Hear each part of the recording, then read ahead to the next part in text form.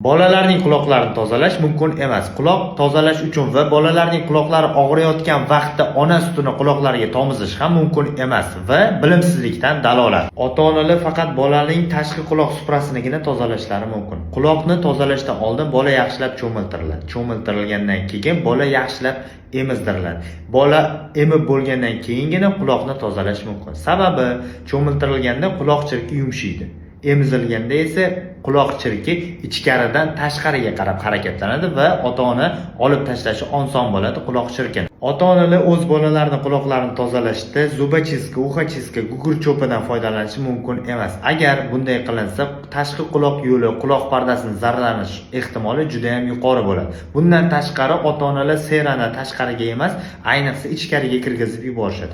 Bu esa kelajakda serni probka, ya'ni quloq chirkini quloq ichida to'lib qolishiga olib keladi. Aslida quloq chirki kir emas, u bizga kerak bo'lgan modda. Quloq chirki quloq yo'lida joylashgan maxsus bezlar tomonidan ishlab chiqariladi va himoya vazifasini bajaradi. Quloq yo'lini namlaydi. U yerda mikroorganizmlar, zamburug'lar rivojlanib ketishini oldini olib turadi. Yaxshi ishlagan jag'la, ya'ni ikki tomonlama yaxshi narsalarni chaynasa, bola yaxshi emsa, o'z-o'zidan quloq chirki ichkaridan tashqariga qarab harakatlanib, tashqariga tushib ketadi.